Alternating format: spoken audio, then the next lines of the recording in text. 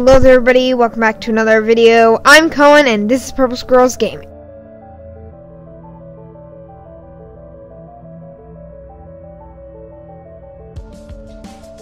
In this video, I will be discussing my opinions on the upcoming sequel to Breath of the Wild.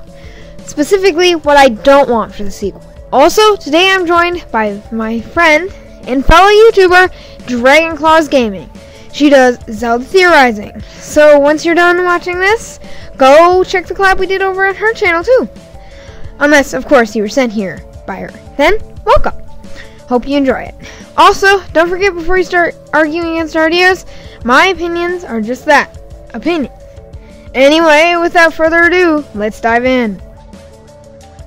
The first thing I hope isn't in Zelda Breath of the Wild 2 is time travel. I've heard people talking about how they believe that different scenes in the trailer take place in different time periods. For example, one of the biggest pieces of supposed evidence, because of the absence of the floating islands while Link is on the ground, it shows that Link went back in time. Although I do not believe this because of the evidence highlighted that there are modern man-made structures visible from the Sky Islands. The reason I hope this doesn't happen is that time travel is very confusing and if done incorrectly would make Zelda Breath of the Wild 2 much less enjoyable. Also, I find it unlikely that Nintendo would do time travel again after just releasing Age of Calamity, which is based almost entirely on time travel. Continuing on with our list, we arrive at number 2. My hope for Breath of the Wild 2 is that the story isn't too similar to the first game, or a direct sequel. I would prefer a sequel in the style of Majora's Mask or Twilight Princess, where yes, it is a sequel, but you could play it without playing the first game. However, I don't believe that the Zelda team would hype up this game and then leave us with the same story as the original.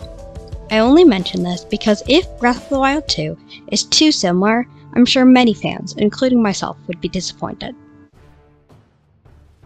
Moving swiftly on, the third thing I hope isn't in Zelda Breath of the Wild sequel is if Ganon is once again brainless. Let me explain.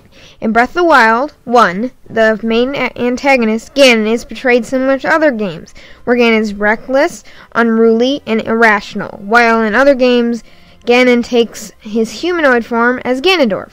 This form of Ganon is prepared, cunning, and organized. From what it looks like, Ganondorf is returning, and hopefully with Ganondorf's body comes his thrilling villainy and his signature tyranny. My fourth wish not to see in Breath of the Wild sequel is references in-game to out-of-game problems. Confused? Okay, let me explain. In some games, like Skyward Sword, you are told to charge your remote, or something along those lines. I see no problem with this, as you may need the reminder, but what I do hate is having Fi tell you this. Fi is your imaginary companion, not part of your console. It just felt wrong and ruined the immersion. How could this be fixed? Nintendo could just use a system similar to basically any other game, and I would be satisfied.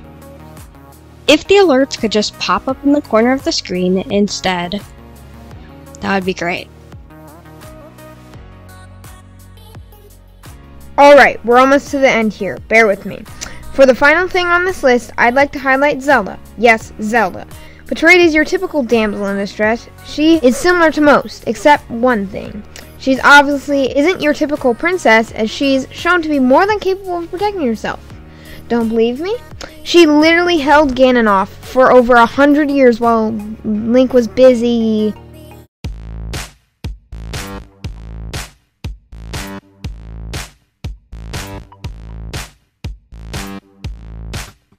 on a bike.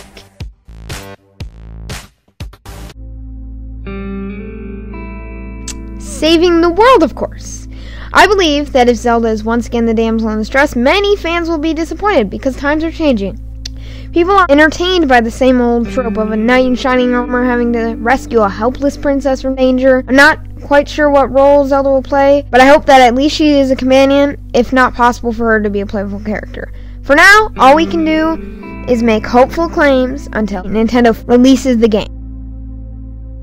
Thanks to Alexandra from DragonClaws Gaming for helping me out with this video. Her channel link is in the description. If you enjoyed this video, you should definitely check out the collaboration over at her channel. Thank you guys so much for watching, and goodbye.